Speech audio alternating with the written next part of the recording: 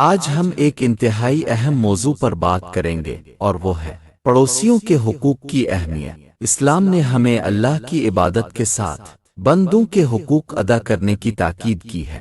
ان حقوق میں پڑوسیوں کے حقوق کو خاص مقام حاصل ہے۔ رسول اللہ صلی اللہ علیہ وسلم نے فرمایا، وہ شخص مومن نہیں جو خود پیٹ بھر کر کھا لے اور اس کا پڑوسی بھوکا رہے۔ صحیح مسلم حدیث نمبر 172۔ یہ حدیث ہمیں سکھاتی ہے کہ مسلمان ہونے کے ناطے ہم پر یہ ذمہ داری ہے کہ ہم اپنے پڑوسیوں کا خیال رکھیں۔ یہ نہ صرف ایک اخلاقی فرض ہے بلکہ ایمان کا تقاضا بھی ہے۔ رسول اللہ صلی اللہ علیہ وسلم نے فرمایا، جبرائیل علیہ السلام مجھے پڑوسی کے حقوق کے بارے میں اتنی نصیحت کرتے رہے کہ میں نے گمان کیا وہ اسے وارث بنا دیں گے۔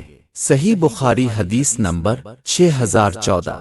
اگر ہمارا پڑوسی بھوکا ہو تو اس کی مدد کریں، اگر وہ بیمار ہو تو اس کی عیادت کریں، اگر وہ مشکل میں ہو تو اس کے لیے آسانی پیدا کریں۔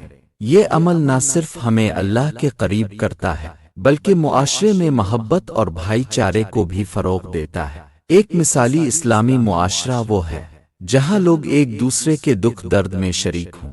اگر ہم سب اپنے پڑوسیوں کا خیال رکھیں تو ہمارے معاشرے میں امن قائم ہوگا۔ اے اللہ، ہمیں اپنے پڑوسیوں کا خیال رکھنے اور ان کے حقوق ادا کرنے کی توفیق عطا فرما۔ آمین۔